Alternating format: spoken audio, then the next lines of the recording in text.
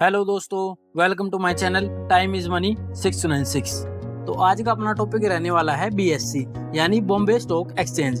तो Bombay stock exchange के बारे में जानने से पहले आप यह जान लेना कि बॉम्बे स्टॉक एक्सचेंज एक लिस्टेड कंपनी है जो एनएससी के ऊपर लिस्टेड है। तो आज की इस वीडियो में हम केवल बीएससी के बारे में ही जानेंगे और एनएससी के बारे में हम अपनी अलग वीडियो में जानेंगे। तो दोस्तों, बॉम्बे स्टॉक एक्सचेंज की शुरुआत सन 1875 में हुई थी और यह इंडिया का ही नहीं बल्कि पूरे एशिया का सबसे पुराना स्टॉक एक्सचेंज है जिसका हेड ऑफिस मुंबई में है। तो आपने एक वर्ड सुना है अभी, स्टॉक एक्सचेंज। तो स्टॉक एक्सचेंज का क्या मतलब होता है, चलिए इसको समझते हैं। चलो अब मान लेते हैं कि आपको अमेरिका घूमने के लिए जाना है, तो हो सकता है कि वहाँ पर आपको पैसों की आवश्यकता जरूर पड़ेगी और यह पैसे आपके देश की करेंसी में ना होकर उस देश की करेंसी में होना जरूरी होता है। अब वहाँ पर आप जाकर पैसे तो यूज कर नहीं सकते हो, इसके लिए आपको उस पैसे को डॉलर में कन्वर्ट करवाना पड़ेगा। तो इस प्रकार अगर आपको अपने देश की करेंसी को किसी दूसरे देश की करेंसी में कन्वर्ट करना है तो आपको किसी एक्सचेंज पर जाना पड़ेगा और यह एक्सचेंज आपको उस देश की करेंसी में आपका करेंसी कन्वर्ट कर देगी।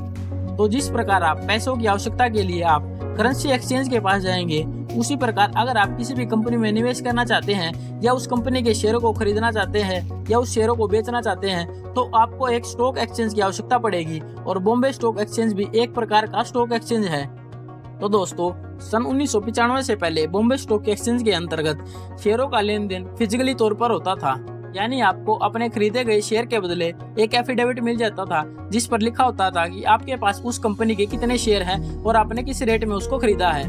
और बॉम्बे स्टॉक एक्सचेंज के अंतर्गत सन 1995 के बाद ऑनलाइन तरीके से शेयरों का एक्सचेंज होना शुरू हो गया था और जिस प्रकार शेयरों का लेन देन ऑनलाइन तरीके से शुरू हो गया और जिन व्यक्तियों के पास उन कंपनियों के शेयर फिजिकल तौर पर थे उन्हें उन कंपनियों के शेयर ऑनलाइन मोड पर प्रदान कर दिए गए।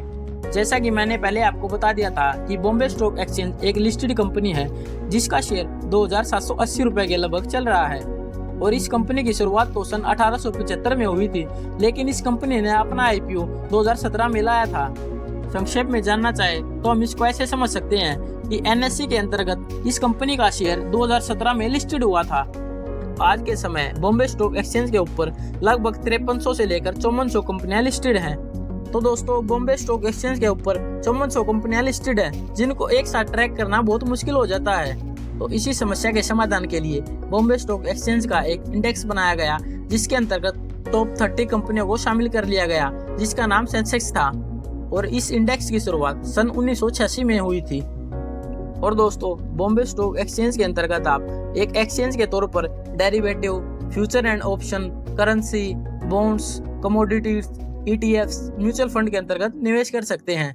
और आज आप जैसे किसी भी कंपनियों के आईपीओ में निवेश करते हैं तो उन कंपनियों की लिस्टिंग या तो नेशनल स्टॉक एक्सचेंज पर होती है या बॉम्बे स्टॉक एक्सचेंज पर होती है या दोनों पर एक साथ हो जाती है।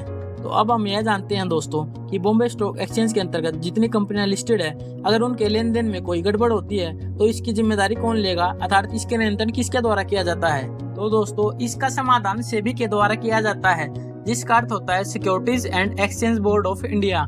तो बीएससी के अंतर्गत होने वाले लेन देनों के देखरेख का कार्य सेबी द्वारा किया जाता है। तो अब बात करें बीएससी लिमिटेड कंपनी के बारे में, तो इस कंपनी का शेयर 2780 रुपए के लगभग चल रहा है जिसकी मार्केट कैप 37,645 करोड़ की है। अब अगर इसके हम फाइनेंशियल की बात करें तो इसके फाइनेंशियल इस प्रकार से हैं, इसका पीई रेशो 89.73 का है और पीबी रेशो 12.48 का है जिसकी फेस वैल्यू 2 रुपए रखी गई है।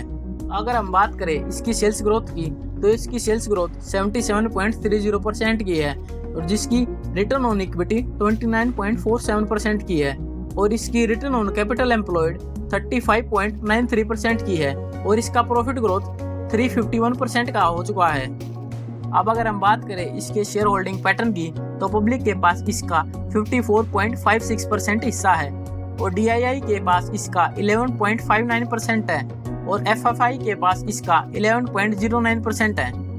और अगर हम बात करें इसके प्रॉफिट एंड लॉस के बारे में तो इसकी इनकम और इंटरेस्ट और एक्सपेंसेस इस प्रकार से हैं। वीडियो अगर अच्छी लगी हो दोस्तों तो वीडियो को लाइक और चैनल को सब्सक्राइब कर दीजिएगा जिससे मेरे आगे आने वाली हर वीडियो आप तक बहुत जल्दी पहुंच सके। धन्यवाद।